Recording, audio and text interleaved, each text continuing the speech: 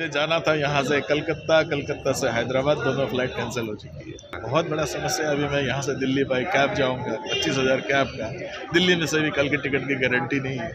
अब देखिए पैसे का समस्या जो है वो तो है ही है, समय और जो जॉब बोलिए या जो भी है मंडे सुबह से काम पे जाना है, तो इन सब के लिए कितना दिक्कत हो रही है आप समझ सकते हैं। ఫ్లైట్ కోసం గంటల తరబడి వెయిటింగ్, చివరకు క్యాన్సిల్ అయిందనే మెసేజ్, ప్రత్యామ్నాయాల కోసం అదనంగా ₹1,000 ఖర్చు.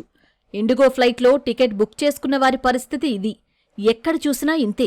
దేశంలోని 4 ప్రధాన ఎయిర్పోర్ట్ల నుంచి శనివారం 400 ఫ్లైట్లను ఆ సంస్థ రద్దు చేసింది. ఫలితంగా విమానాశ్రయాల్లో తీవ్ర గందరగోళ పరిస్థితి నెలకొంది. मैं दिल्ली से बिलोंग करता हूँ, तो मैं उज्जैन पूजा करने आते रहते हैं हम लोग फैमिली के साथ। तो कल मैंने आना था इंडिगो से, तो सुबह हमारी 10 बजे की फ़्लाइट थी अराउंड, तो इन्होंने एट ए टाइम मैसेज सुबह भेज दिया मैसेज कि आपकी टिकट ये कैंसिल हो गई है। दैन फिर मैंने टिकट का रेट चेक करा, जो टिकट मैंने 5,000 रुपये की कराई थी इंडिगो की, मुझे 22,000 रुपये की टिकट मिली एयर इंडिया एक्सप्रेस की, वो भी। శంషాబాద్ విమానాశ్రయంలోనూ ఇదే సీన్. హైదరాబాద్కు రావాల్సిన 26 ఇండిగో ఫ్లైట్స్, వెళ్లాల్సిన 43 విమానాలు రద్దయ్యాయి. ఆస్ట్రేలియా వెళ్ళాలని వచ్చాము. అయితే ఇక్కడ నుంచి బెంగళూరు వెళ్ళాలి, బెంగళూరు నుంచి సిడ్నీకి ఫ్లైట్.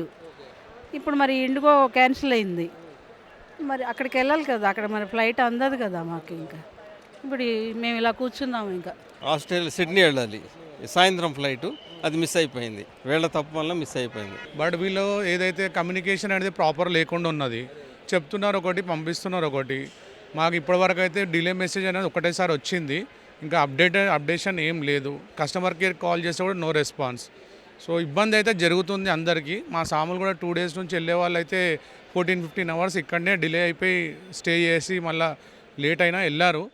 సాధారణ పరిస్థితులు నెలకొనేందుకు 5 నుంచి 10 రోజులు పట్టే అవకాశం ఉందని సంబంధిత వర్గాలు చెబుతున్నాయి. అటు ప్రభుత్వం కూడా ఎప్పటికప్పుడు పరిస్థితిని సమీక్షిస్తోంది.